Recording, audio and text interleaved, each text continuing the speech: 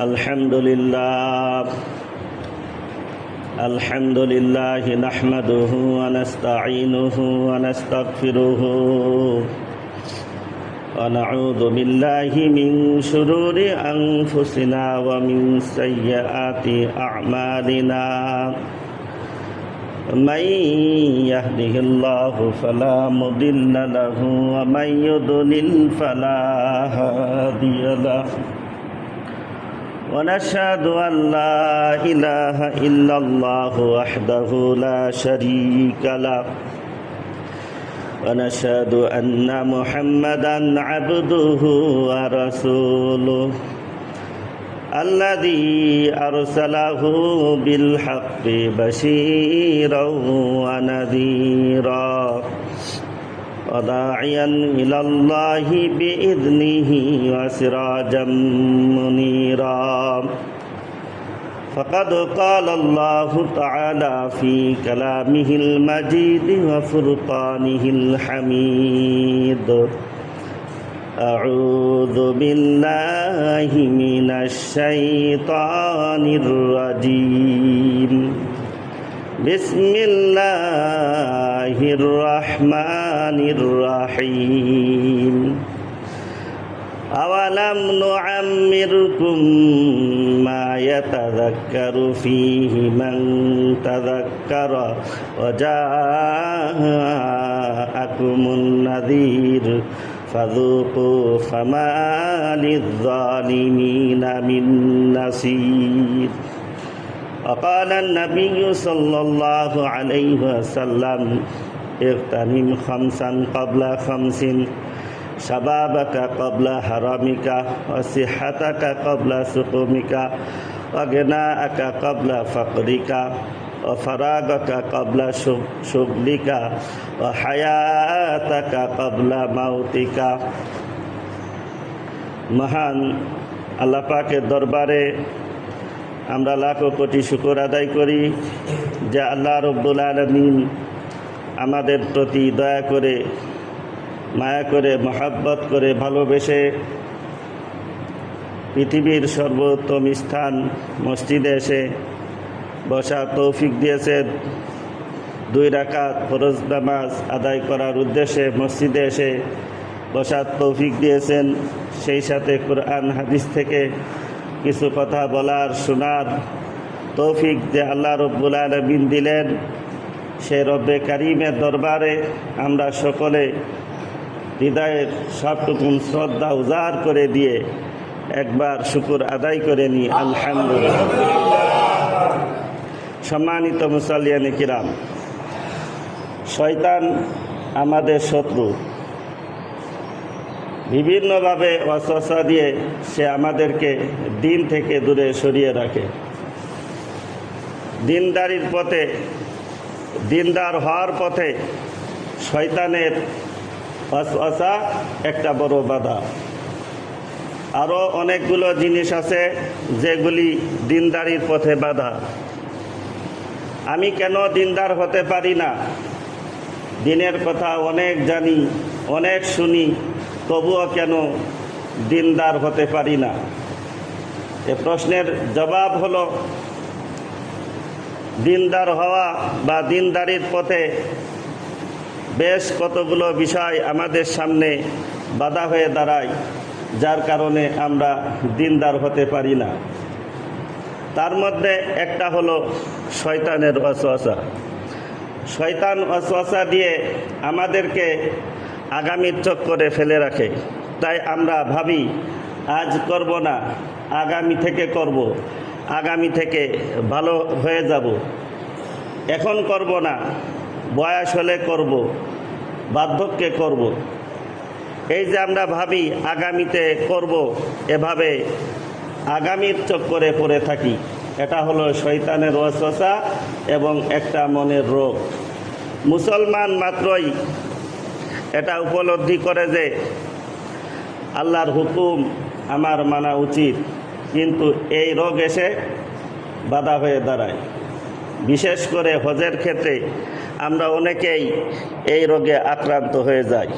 হজ ফরজ হয়ে গেছে, তারপরেও ভাবতে থাকি বার্ধক্যে করব, বয়স ভারী হোক তখন করব, কিন্তু হায়াত কতদিন আছে তা তো কারো জানা নেই।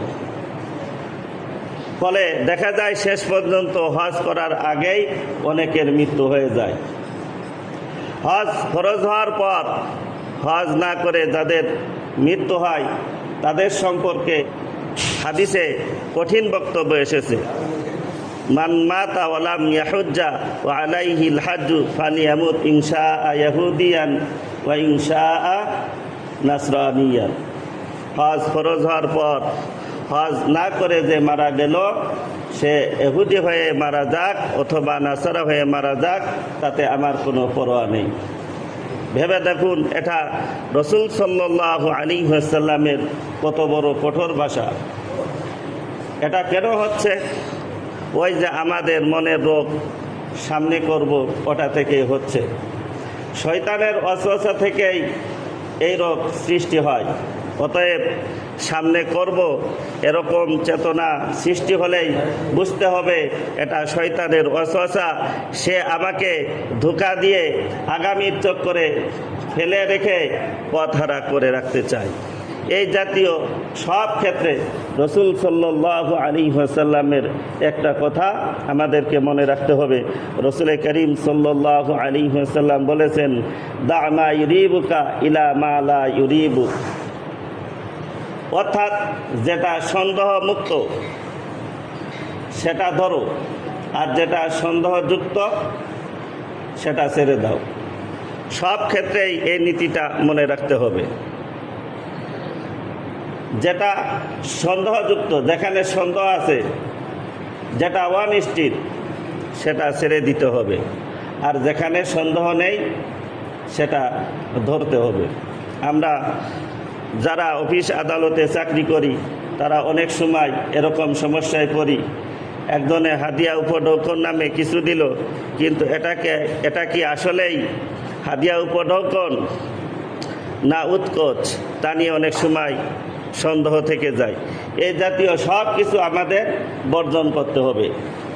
আর যদি নিশ্চিত হওয়া যায় যে আমাকে ঘুষ দেওয়া হচ্ছে অন্যায়ভাবে তার কাজ উদ্ধার করার জন্য, তাহলে তো অবশ্যই সেটা বর্জন করতে হবে। সন্দেহের সাইট ছেড়ে দেওয়ার এই নীতি যেমন টাকা পয়সা উপার্জন করার ক্ষেত্রে, ইবাদতের ক্ষেত্রেও। আমি আগামীতে আল্লাহর হুকুম বেশি পালন করতে পারবো, এটা অনিশ্চিত। আমি আগামীতে বেশি সুস্থ থাকব, তখন ইবাদতে বেশি মেহনত করতে পারবো, এটা অনিশ্চিত। আগামীতে আমার সম্পদ বেশি হবে, তখন বেশি দান করতে পারবো, দান খয়রাত করতে পারবো, এটা অনিশ্চিত। আগামীতে ঝামেলা কমবে, এটা অনিশ্চিত। এমনকি আগামীতে আমি বেঁচে থাকবো, এটাও অনিশ্চিত। এগুলোর মধ্যে সন্দেহ রয়েছে। অতএব আগামীতে করব বা বেশি করতে পারবো এই চক্করে পড়া যাবে না, বরং বর্তমানকে কাজে লাগাতে হবে। এখন আমি যতটুকু সুস্থ আছি সেটা কাজে লাগাতে হবে। এখন আমার যা টাকা পয়সা আছে তা দ্বারাই দান খয়রাতের কাজ করে যেতে হবে। এখন আমার যতটুকু অবসর আছে এটাকে কাজে লাগাতে হবে। এখন আমার জীবন আছে, অতএব এখনই কাজ করতে হবে।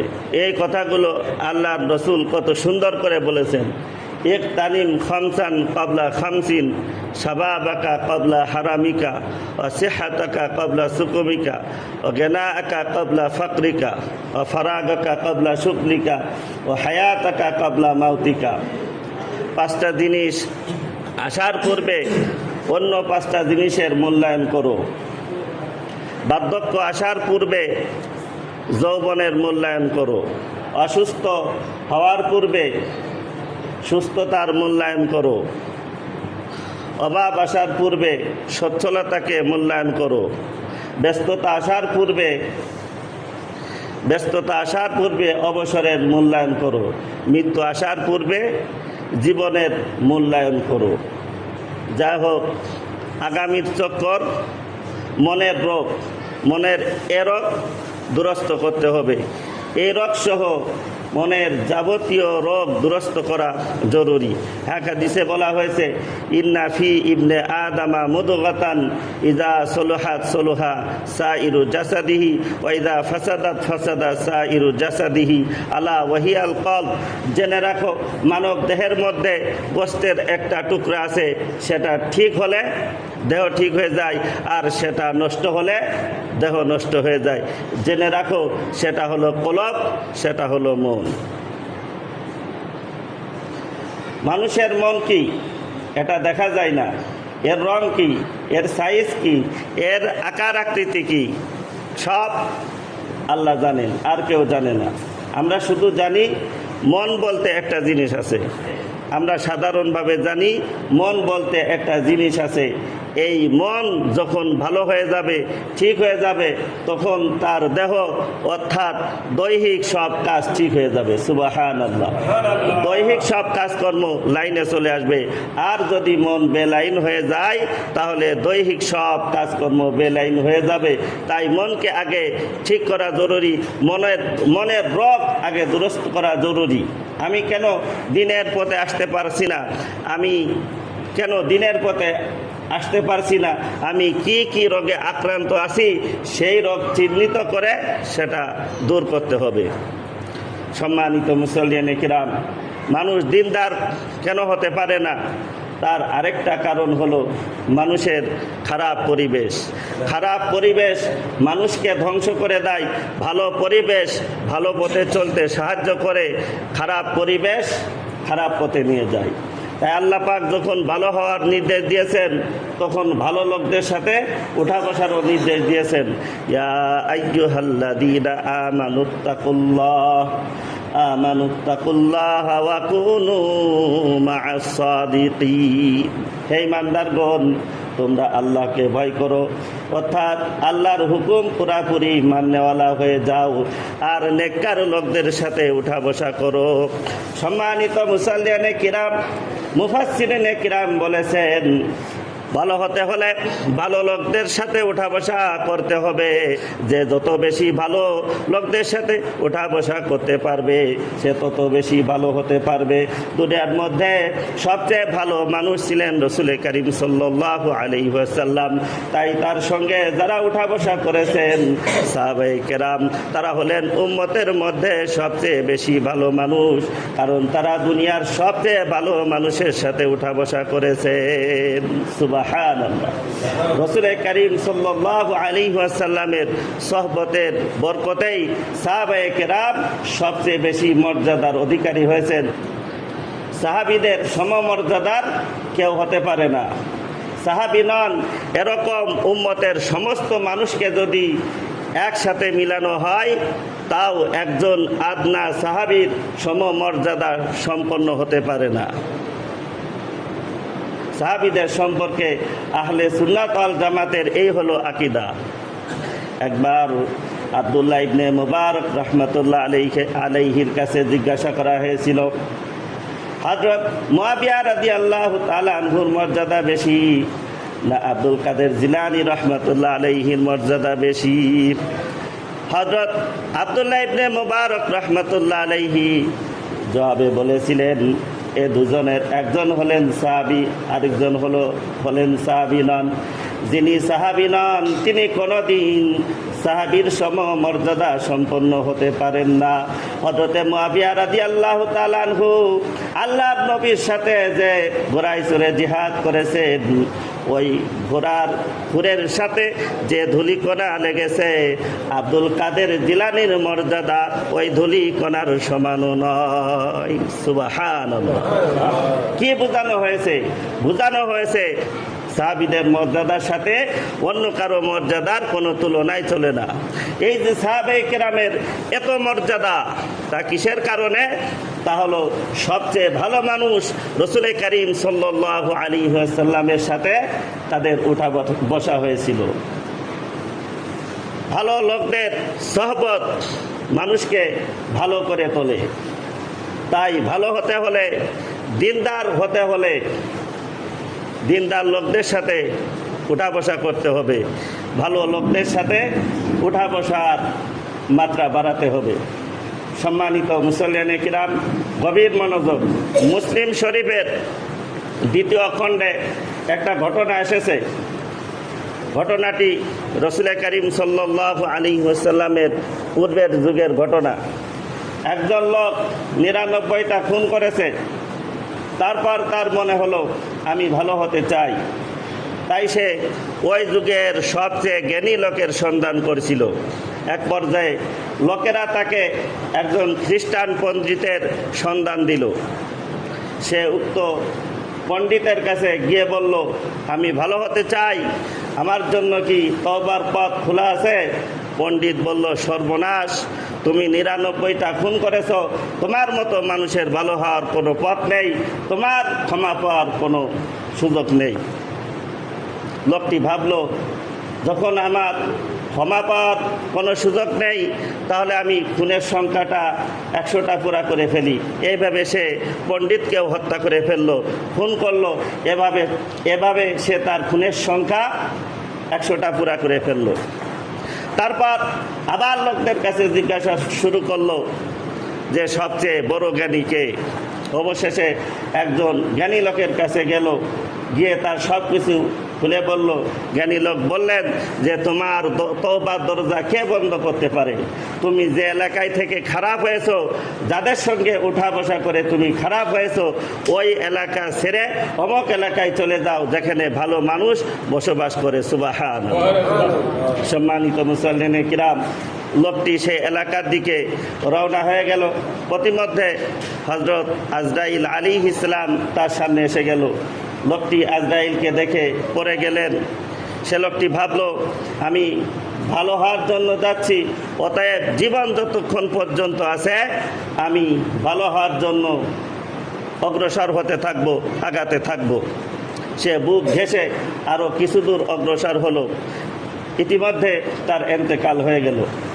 ভালো মানুষ মারা গেলে আল্লাহ রহমতের ফেরেশতারা তার রূহ নিয়ে যান, আর খারাপ মানুষ মারা গেলে আল্লাহর আযাবের ফেরেশতারা তার রূহ নিয়ে যান। এখন এই লোকের রূহ কারা নিবে, এ নিয়ে রহমতের ফেরেশতা আর আযাবের ফেরেশতাদের মধ্যে ঝগড়া শুরু হয়ে গেল। রহমতের ফেরেশতারা বলল যে সে ভালো হওয়ার জন্য অগ্রসর হয়েছে, তওবার উদ্দেশ্যে রওনা হয়েছে, অতএব তাকে ভালো মানুষ হিসেবেই গণ্য করা হবে, তার রূহ আমরা নিয়ে যাব। আযাবের ফেরেশতারা বলল তার জীবনে কোনো নেক আমল নেই, অতএব তার রূহ আমরা নিয়ে যাব। আল্লাহ পাক ফয়সালার জন্য অপর একজন ফেরেশতাকে পাঠিয়ে দিলেন। সে এসে ফয়সালা দিল। সে যে এলাকা থেকে রওনা হয়েছে এবং যে এলাকার দিকে যাচ্ছে, এই এলাকার মাঝে মাপ দেওয়া হোক।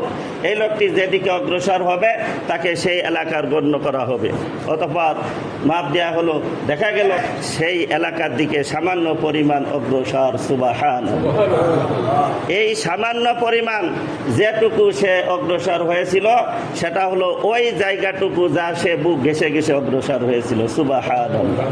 অতঃপর আল্লাহ পাকের রহমতের ফেরেশতারা তার রূহ নিয়ে চলে গেল। রাসূল করিম সাল্লাল্লাহু আলাইহি ওয়াসাল্লাম এই ঘটনার মাধ্যমে আমাদেরকে অনেক কিছু শিক্ষা দিয়ে গেছেন। তা হলো ভালো হওয়ার জন্য চেষ্টা করতে হবে জীবনের শেষ পর্যন্ত। হতে পারে জীবনের শেষ পর্যায়ের কোনো একটা আমলও আমার নাজাতের ওসিলা হয়ে যেতে পারে। হতে পারে ওই সময় সামান্যতম যা কিছু করব সেটার কারণেই আমার ব্যাপারে কল্যাণের ফয়সালা আসবে। এই ঘটনার আরেকটা শিক্ষা হলো, ভালো হতে হলে ভালো লোকদের সাথে উঠা বসা করতে হবে, ভালো লোকদের কাছে যেতে হবে।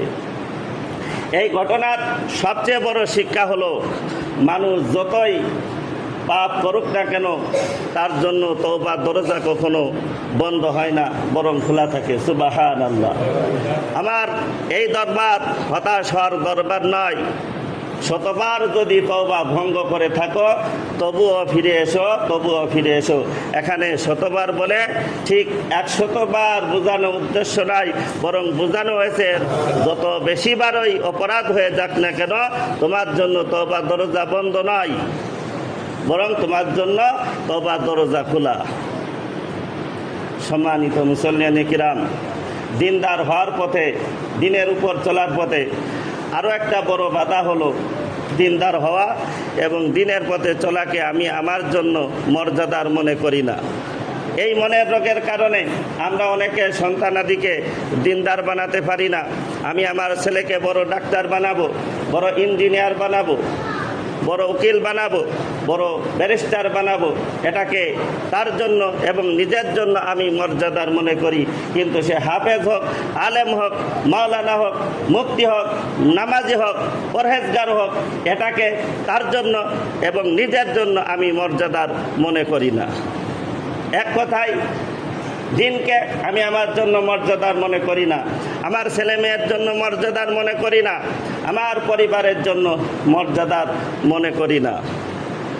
দিনের উপর চলা এবং অন্যকে চলানোর পথে এটা একটা বড় বাধা।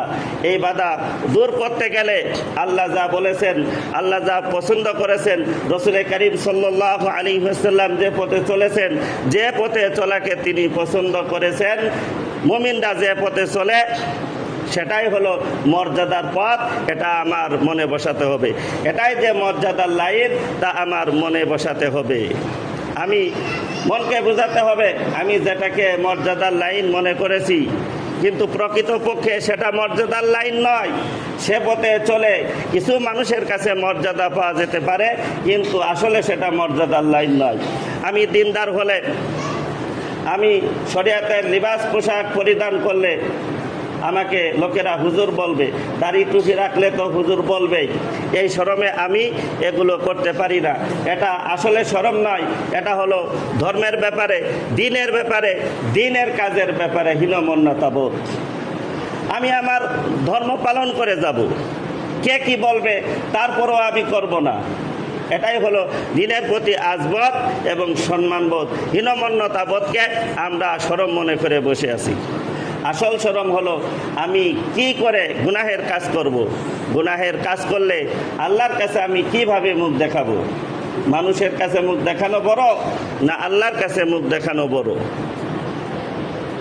আমি মানুষের শরমে যদি নামাজ ত্যাগ করি, আমি মানুষের শরমে যদি দাড়ি টুপি শরিয়াতের লেবাস পোশাক বর্জন করি, মানুষের শরমে যদি পর্দা উন্না বোরকা ছেড়ে দিই, তাহলে আল্লাহর কাছে আমি কিভাবে মুখ দেখাবো? আল্লাহর কাছে তো আমাকে শরম পেতে হবে। একদিন রসুল করিম সাল্লাল্লাহু আলাইহি ওয়াসাল্লাম সাহাবীদেরকে সম্বোধন করে বললেন, তোমরা আল্লাহর শরম ভিতরে আনো, অর্থাৎ আল্লাহকে শরম করো। সাহাবায়ে কেরাম বললেন, ইয়া রাসূলুল্লাহি, এই শরম তো আমাদের ভিতরে আছেই। আল্লাহ নবী বললেন, ওই শরম না, বরং আল্লাহকে শরম করার অর্থ হলো তোমার মাথা এবং তার সাথে সংশ্লিষ্ট অঙ্গ প্রত্যঙ্গকে গুনাহ থেকে বিরত রাখবে, পেট এবং তার সাথে সংশ্লিষ্ট অঙ্গ প্রত্যঙ্গকে গুনাহ থেকে বিরত রাখবে, মৃত্যু ও তৎপরবর্তী বালা মুসিবতের কথা স্মরণ রাখবে।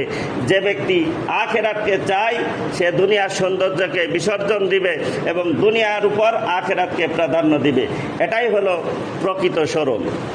এ হাদিসে বোঝানো হয়েছে সব অঙ্গ প্রত্যঙ্গকে গুনাহ থেকে বিরত রাখাই হলো আসল শরম।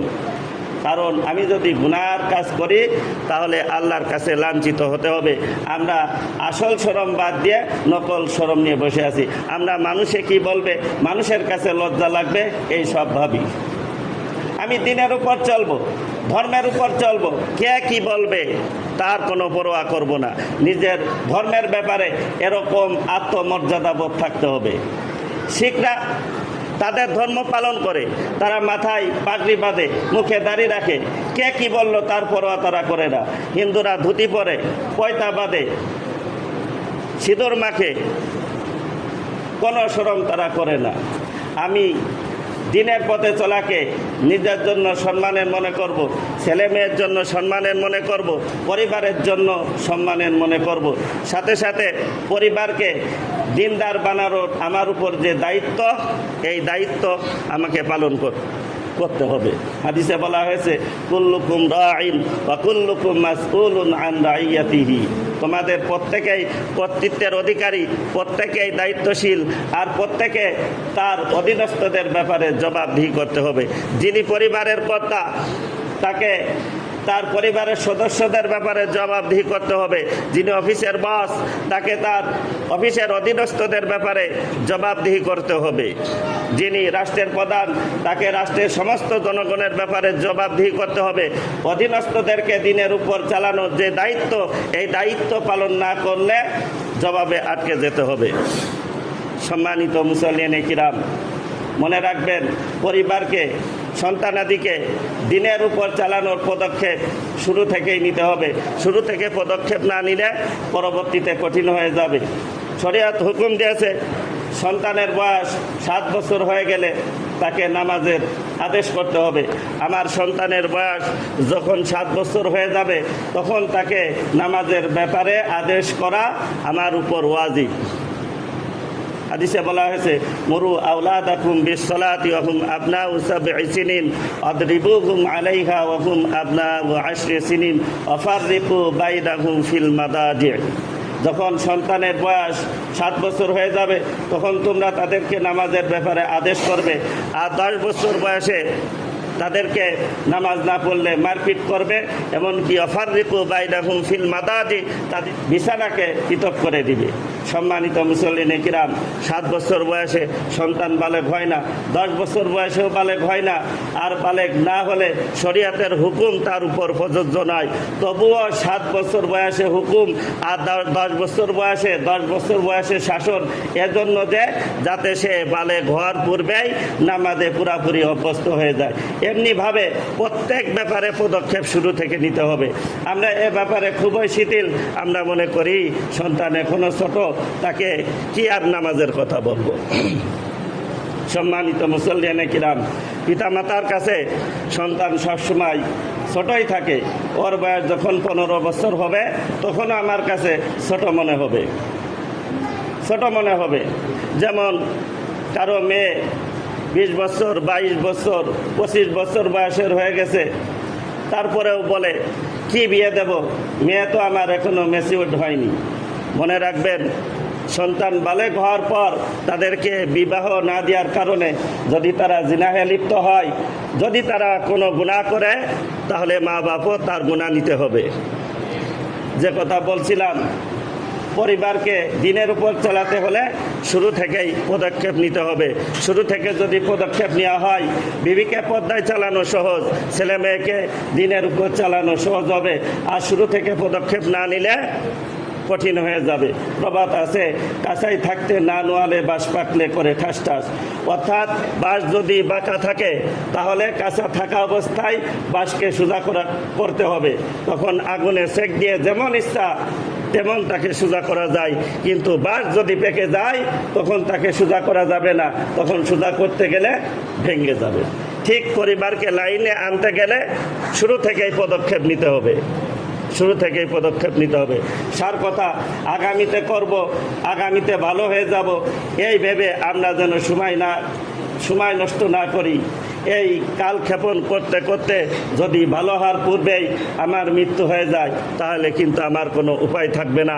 কিয়ামতের দিন আল্লাহ তাআলা ধমক দিয়ে বলবেন, আওয়ালাম নুআম্মিরকুম মা ইয়াতাযাক্কারু ফীহি মান তাযাক্কারা ওয়া জাআকুমুন নাযীর ফাযুকু ফামা লিয-যালিমিনা মিন নাসীর।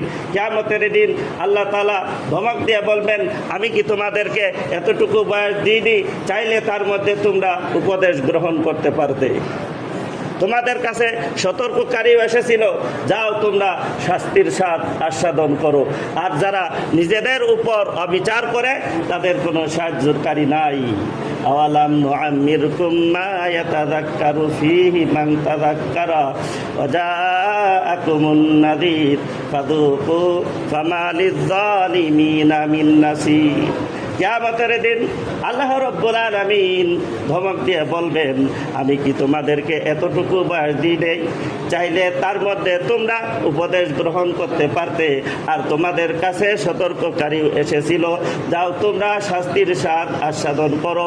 আর যারা নিজেদের উপর জুলুম করে, নিজেদের উপর অবিচার করে, তাদের জন্য কোনো সাহায্যকারী নাই। আল্লাহ পাক সময় থাকতে আমাদেরকে বোধোদয় দান করুন। আল্লাহর কাছে দোয়া করতে হবে, আল্লাহ আল্লাহুম্মা আলহিমনা মারাশিদা উমুরিনা ওয়া আইযনা মিন শুরুরি আনফুসিনা ওয়া মিন সাইয়্যাতি আমালিনা। আয় আল্লাহ তাআলা, যেই কাজ ভালো সেই কাজের চিন্তা আমাদের মনে